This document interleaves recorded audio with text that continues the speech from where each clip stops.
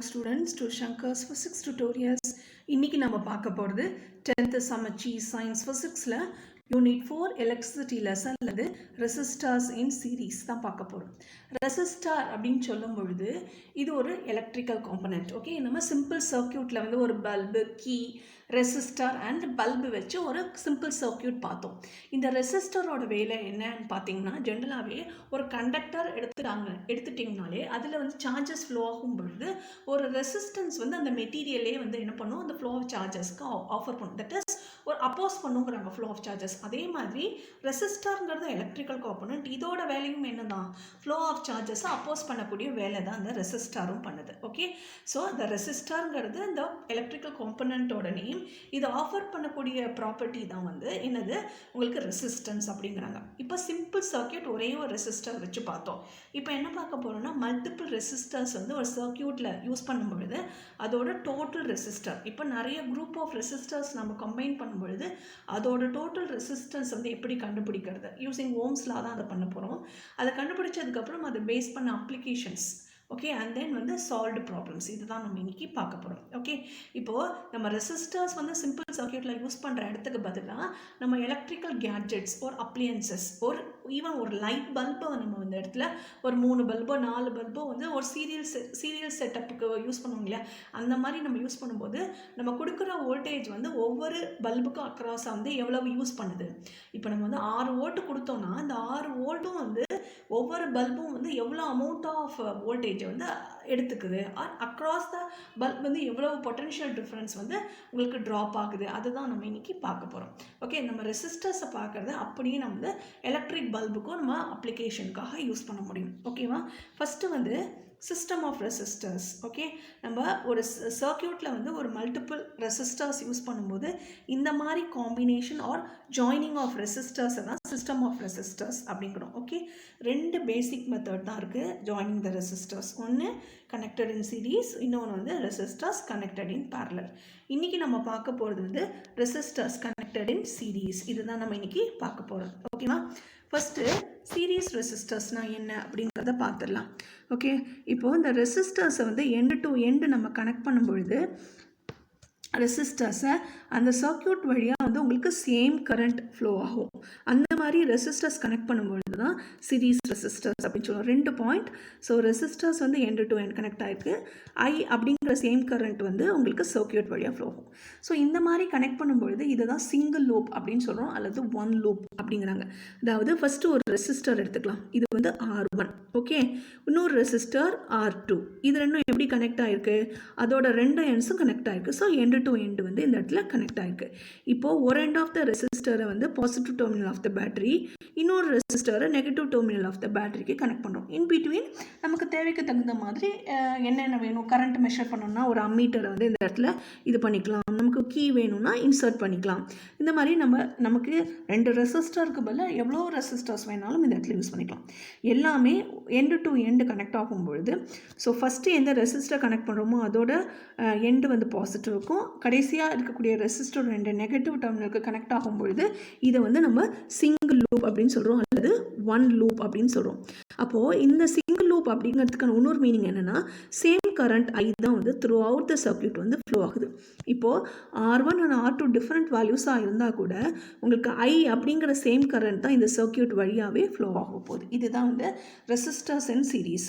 So நம்ம என்ன ஞாபகம் வச்சுக்கணும்னா, ஐ அப்படிங்கிற கரண்ட் வந்து சேமாக இருக்கும் த்ரூ அவுட் த சர்க்யூட். ஆனால் உங்களுக்கு ரெசிஸ்டர்ஸ் வந்து R1, R2, R3 இந்த மாதிரி எவ்வளோ ரெசிஸ்டர்ஸ் வேணால் யூஸ் பண்ணலாம். அது சேமாக இருக்குமா டிஃப்ரெண்ட்டாக இருக்குமான்னு நமக்கு சூஸ் பண்ணுற ரெசிஸ்டன்ஸ் வேல்யூஸ் பொறுத்தும் இருக்குது. அண்ட் தென் அதுக்கு தகுந்த மாதிரி தான் பொட்டன்ஷியல் ட்ராப் இருக்கும். இப்போது இந்த பேட்டரியோட வோல்டேஜ் வந்து வியாக இருக்கும் பொழுது இந்த விங்கிற வோல்டேஜ் தான் R1க்கு அக்ராஸாகவும் R2க்கு அக்ராஸாகவும் ட்ராப் ஆகிருக்குங்கிறாங்க. ஓகே, இப்போ இது வந்து 6 வோல்ட்டாக இருந்தால் இந்த R1 R2க்கு அக்ராஸாக வந்து உங்களுக்கு அந்த 6 வோல்ட்டும் வந்து உங்களுக்கு பகிர்ந்துக்குங்கிறாங்க. அது வந்து ஈக்குவலாக பகிர்ந்துக்குமா, ஒரு இடத்துல கூடையாவது குறைச்சலாங்கிறது இந்த ரெசிஸ்டன்ஸோட வேல்யூஸை பொறுத்து தான் அந்த பொட்டன்ஷியல் ட்ராப் வந்து வேரி ஆகும் அப்படிங்கிறாங்க.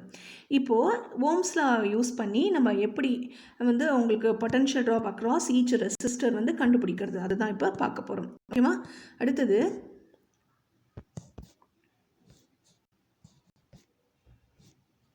ரெசிஸ்டர்ஸ் இன் சீரீஸ். இப்போ இந்த பிக்சரில் பாருங்கள், 3 ரெசிஸ்டர் R1 R2 R3 இருக்குது. ஓகேவா? இது வந்து ஒவ்வொன்றுமே நம்ம வந்து அதுக்கு அக்ராஸாக இருக்கக்கூடிய பொட்டன்ஷியல் ட்ராப் வந்து V1 V2 V3 இருக்குது. ஓகே, இப்போ நம்ம என்ன பார்க்க போகிறோம்னா, ஒவ்வொரு பொட்டன்ஷியல் அதாவது தட் இஸ் ஒவ்வொரு சர்க்கியூட்டுக்கும் அக்ராஸாக ஒவ்வொரு ரெசிஸ்டருக்கும் அக்ராஸாக இருக்கக்கூடிய பொட்டன்ஷியல் ட்ராப்பை வந்து ஓம்ஸ்லா வச்சு நம்ம எப்படி கண்டுபிடிக்கிறது, அதுதான் நம்ம இப்போ பார்க்க போகிறோம். ஓகேவா? ஸோ R1க்கு அக்ராஸாக இருக்கக்கூடிய பொட்டன்ஷியல் ட்ராப் வந்து V1, R2க்கு அக்ராஸாக இருக்கக்கூடியது வந்து V2, R3க்கு அக்ராஸாக இருக்கக்கூடிய பொட்டன்ஷியல் ட்ராப் வந்து V3. இந்த இடத்துல சேம் கரண்ட் ஐ தான் ஃப்ளோ ஆகும். இதை முன்னாடியே பார்த்தாச்சு. So according to ஓம்ஸ்லா V is equal to IR. ஓகேவா? அப்போ V1க்கு என்ன வோல்டேஜ் ட்ராப் இருக்கும்? V1 is equal to IR1, V2 is equal to IR2, okay, V3 is equal to IR3. இதுதான் வந்து potential difference V1 and V2 across R1 and R2 R3 respectively. ஓகேவா? இப்போ என்ன பண்ண போகிறோம், இந்த பொட்டன்ஷியல் டிஃபரன்சஸ் எல்லாத்தையுமே நம்ம வந்து குரூப் பண்ணிக்க போகிறோம். அதுதான் அடுத்தது பார்க்க போகிறோம். ஓகேவா? ஸோ இந்த இடத்துல the sum of the potential difference across the ends of each resistor எவ்வளவு? ஒவ்வொரு ரெசிஸ்டருக்கும் அக்ராஸாக அதோட பொட்டன்ஷியல் ட்ராப் என்னவா இருந்தது? V1 V2 V3 இருந்தது. ஓகேவா?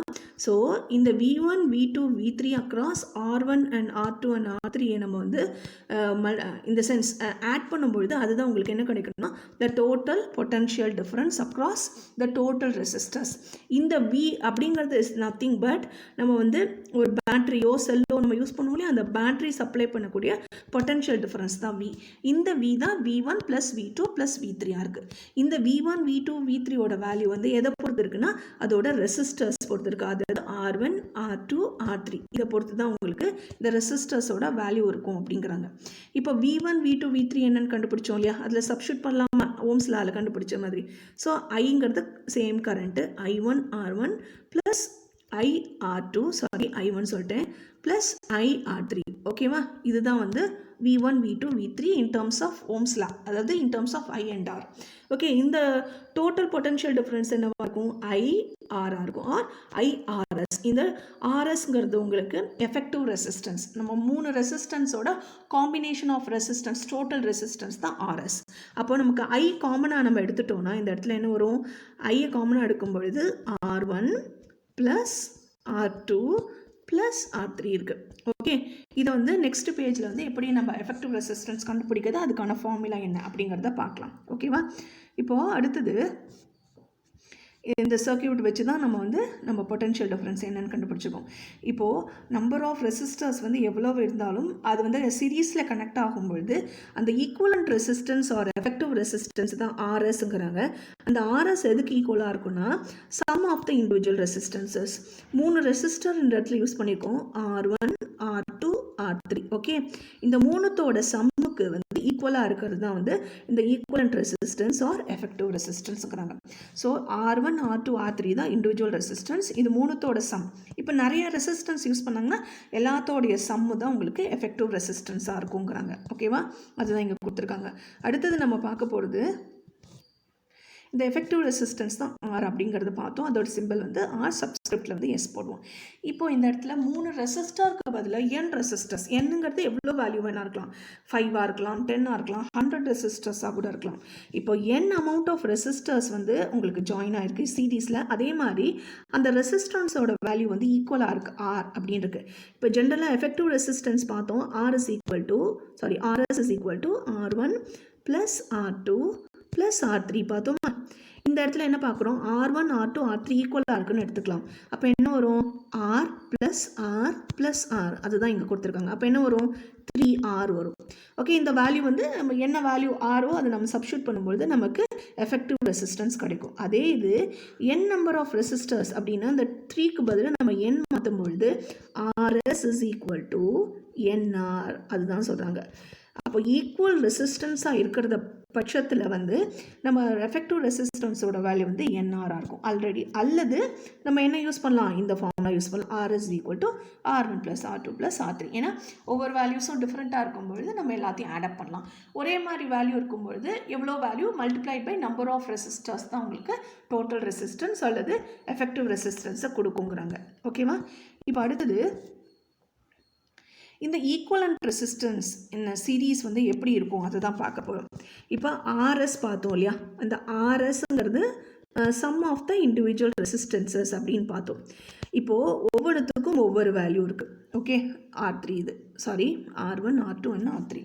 இப்போது இந்த வேல்யூஸ் வந்து ஈக்குவலாக இருக்குன்னு வச்சுக்கலாம். Let us take 2. அப்போனா என்ன வரும், 3 × 2 தான் உங்களுக்கு டோட்டல் எஃபெக்டிவ் ரெசிஸ்டன்ஸாக இருக்கும் இந்த இடத்துல. ஓகேவா? அப்போது இங்கே என்ன கொடுத்துருக்காங்கன்னா, இந்த எஃபெக்டிவ் ரெசிஸ்டன்ஸ் ஆர்எஸ்ங்கிறது எப்போதுமே இண்டிவிஜுவல் ரெசிஸ்டன்ஸஸ் விடவே உங்களுக்கு கிரேட்டராக தான் இருக்கும். ஓகேவா? இப்போ இந்த இடத்துல R1 2, R2 2, R3 2. அப்போ இந்த எஃபெக்டிவ் ரெசிஸ்டன்ஸ் வந்து எஸ் வந்து 6ஆக இருக்குது. இது வந்து greater than R1 R2 R3 இருக்குது. அப்போ இதே இது டிஃப்ரெண்ட் வேல்யூஸாக இருக்குன்னு வச்சுக்கலாம். லெட் அஸ் டேக் 1 2 3 இந்த மாதிரி வேல்யூஸ் வச்சுக்கலாம். அப்போ டோட்டல் ரெசிஸ்டன்ஸ் வந்து அகெயின் வந்து என்னவாக தான் இருக்கும், 6ஆக இருக்கும். இப்போது ஒவ்வொரு இண்டிவிஜுவல் ரெசிஸ்டன்ஸ் எடுத்துக்கோங்க. R1 இது கண்டிப்பாக வந்து 6ஐ விடவே சின்னதாக இருக்குது. அப்போ இந்த எஃபெக்டிவ் ரெசிஸ்டன்ஸ் வந்து உங்களுக்கு கிரேட்டர் தென் R1, அதே மாதிரி R2 R3 இதுதான் இங்கே கொடுத்துருக்காங்க. ஸோ நீங்கள் எவ்வளோ values of resistor, highest values of resistors எடுத்துட்டிங்கனாலுமே அந்த டோட்டல் எஃபெக்டிவ் ரெசிஸ்டன்ஸ் வந்து பார்த்திங்கன்னா இண்டிவிஜுவல் ரெசிஸ்டன்ஸாக எடுத்துட்டிங்க. ஓகே, தனித்தனி ரெசிஸ்டன்ஸ் எடுக்கும் பொழுது அது சின்னதாக தான் இருக்கும் when compared to the total effective resistance. Or இந்த எஃபெக்டிவ் ரெசிஸ்டன்ஸ் வந்து இண்டிவிஜுவல் ரெசிஸ்டன்ஸை விடவே வந்து கிரேட்டராக இருக்குங்கிறாங்க. அதுதான் இதுக்கான மீனிங். ஓகேவா? அடுத்தது நம்ம என்ன பார்க்க போகிறோம்னா,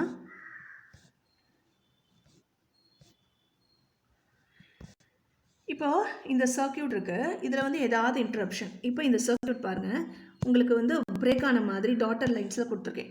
ஸோ இந்த சர்க்கியூட்டில் ஏதாவது இன்டரப்ஷனோ, அந்த இடத்துல வந்து ஜாயினிங், அந்த ஜாயிண்ட் வந்து கட் ஆகிருந்தாலோ இந்த சர்க்கியூட்டில் வந்து கரண்ட் ஃப்ளோ ஆகுது. ஓகே, ஸோ இந்த மாதிரி பிரேக் ஆன சர்க்கியூட்ஸில் வந்து கரண்ட் வந்து ஒர்க் ஆகுது. அதனால தான் சீரியல் செட்ஸில் பார்த்தீங்கன்னா ஏதோ ஒரு பல்பு எரியாமல் போனால் கூட ஃபர்தராக உங்களுக்கு அதோட கரண்ட் வந்து பாஸ் ஆகாதனால இந்த சீரியல் செட் பல்பில் வந்து எதுவுமே உங்களுக்கு எரியாமல் போயிடும். அதனால தான் அதை வந்து ரெக்டிஃபை பண்ணுறதும் கஷ்டம். இண்டிவிஜுவல் பல்பை எடுத்து எது ஷார்ட்டாக இருக்குன்னு கண்டுபிடிக்கிறது உங்களுக்கு கஷ்டமாக இருக்கும். அதனால தான் சீரியல் செட்ஸை விட பேரலல் காம்பினேஷன் வந்து நிறைய இடங்களில் பெட்டர். ஏன்னா நம்ம வீட்டில் இருக்கக்கூடிய ஹோம் அப்ளையன்சஸ், அதில் ஹோம் கேட்ஜெட்ஸ் எல்லாமே உங்களுக்கு பேரலல் கனெக்ஷனாக தான் கனெக்ட் ஆகிருக்கும். இப்போது இந்த இடத்துல ரெசிஸ்டர்ஸ்க்கு பதிலாக நம்ம வந்து பல்ப்ஸ் யூஸ் பண்ணுறோம். ஓகேவா? இப்போ V அப்படிங்கிற வோல்டேஜ் வந்து அக்ராஸ் V1, அதாவது அக்ராஸ் த ஃபஸ்ட்டு பல்ப் வந்து V1ங்கிற பொட்டன்ஷியல் டிஃப்ரென்ஸாகவும் அக்ராஸ் த செகண்ட் பல்ப் வந்து V2 அப்படிங்கிற பொட்டன்ஷியல் டிஃப்ரென்ஸாகவும் பிரிஞ்சிருக்கு. ஓகே, பட் இந்த இடத்துல சேம் கரண்ட் தான் ஃப்ளோ ஆகிருக்கு. அப்போ உங்களுக்கு வந்து ஒரு எக்ஸாம்பிள் வந்து 2 பல்ப்ஸ் ஆர் கனெக்டட் இன் சீரீஸ். ஓகேவா? இந்த பொட்டன்ஷியல் டிஃபரன்ஸ் வந்து உங்களுக்கு 6 வோல்ட்டாக இருக்குது. அப்போ what is the total current அப்படின்னு கேட்பாங்க. ரெசிஸ்டர், அந்த பல்ப் ஆஃபர் பண்ணக்கூடிய ரெசிஸ்டன்ஸ் கொடுத்துட்டாங்கன்னா நீங்கள் ஈஸியாக V is equal to IR use பண்ணி நம்ம என்ன கண்டுபிடிக்கலாம், கரண்ட் என்ன அப்படிங்கிறத கண்டுபிடிக்கலாம். So what is the current across first bulb and second bulb? இந்த கேஸ் ஆஃப் சீரீஸ் கனெக்ஷன் கேட்டாங்கன்னா சீரீஸ் கனெக்ஷன் சொல்லும் பொழுதே அக்ராஸ் எவ்வளோ நம்பர் ஆஃப் பல்ப்ஸாக இருந்தாலும் கரண்ட் வந்து சேமாக தான் இருக்கும். ஓகேவா? அதுதான் நம்ம வந்து அப்ளிகேஷன் ஓரியன்டாக நம்ம யூஸ் பண்ணக்கூடியது. அடுத்தது சால்வ்டு ப்ராப்ளம் 5. என்ன கொடுத்துருக்காங்கன்னு பார்க்கலாமா? 3 ரெசிஸ்டர், அதோட வேல்யூ கொடுத்துருக்காங்க 5 ஓம். இது வந்து R1, இது வந்து R2 3 ohm and R3 2 ohm. So 5 3 and 2 இது எல்லாமே சீரீஸில் கனெக்ட் ஆகிருக்கு. அது வந்து 10 வோல்ட் பேட்டரி. அப்போ வந்து VNன்னு கொடுத்துருக்காங்க. Calculate their effective resistance. Effective resistance சொல்லும் போது RS கேட்டிருக்காங்க. அந்த கரண்ட் ஃப்ளோயிங் த்ரூ தம் INன்னு கேட்டிருக்காங்க. பார்க்கலாமா? என்னென்ன? ஃபஸ்ட்டு வந்து இது R1 வந்து 5 ஓம் கொடுத்துருக்காங்க, R2 3 ஓம் அண்ட் R3 வந்து 2 ஓம். பேட்டரியோட பொட்டன்ஷியல் டிஃப்ரென்ஸ், அதாவது வோல்டேஜ் வந்து 10 வோல்ட் கொடுத்துருக்காங்க. என்ன கண்டுபிடிக்க சொல்லியிருக்காங்க? RS என்னென்னு கண்டுபிடிக்க சொல்லியிருக்காங்க, I என்னன்னு கண்டுபிடிக்க சொல்லியிருக்காங்க. ஓகேவா? ஃபஸ்ட்டு வந்து RS கண்டுபிடிச்சிக்கலாம். ஓகே, இப்போ தான் பார்த்தோம் எஃபெக்டிவ் ரெசிஸ்டன்ஸ் வந்து இந்த கேஸ் ஆஃப் சீரீஸ் கனெக்ஷன் வந்து RS is equal to R1 plus R2 plus R3 இருக்குது. கரெக்டாக? வேல்யூஸ் எவ்வளவு? 5 plus 3 plus 2. Okay, that is 10 ஓம். இதுதான் உங்களுக்கு effective resistance. Okay, this is the value. இப்போ என்ன கண்டுபிடிக்கணும்? இதை யூஸ் பண்ணி கரண்ட் என்னன்னு கண்டுபிடிக்கணும். நமக்கு தெரியும் அக்கார்டிங் டு ஓம்ஸ்லா என்னது? V is equal to IR. ஓகேவா? V is equal to IR. நமக்கு என்ன தேவை? I is equal to V by R. Okay, இந்த இடத்துல ஆருக்கு பதிலாக நம்ம என்ன பண்ணுவோம், எஃபெக்டிவ் ரெசிஸ்டன்ஸ் யூஸ் பண்ணுவோம், ஆர்எஸ். வியோட வேல்யூ எவ்வளவு, 10 volt divided by effective resistance எவ்வளவு, 10. ஓகே, 10 கேன்சல் ஆகும் பொழுது உங்களுக்கு 1 வருது. ஓகே, இது 10 வோல்ட், இது வந்து 10 ஓம் வரும். ஓகே, அதனால V by I, that is volt by ohm வந்து உங்களுக்கு ஆம்பியர் வரும். So the value of the current passing through the circuit is 1 ampere. Hope உங்களுக்கு இந்த வீடியோ யூஸ்ஃபுல்லாக இருக்கும்னு நினைக்கிறேன். Thank you for watching this video. Keep watching Shankar's Physics Tutorials. Thank you.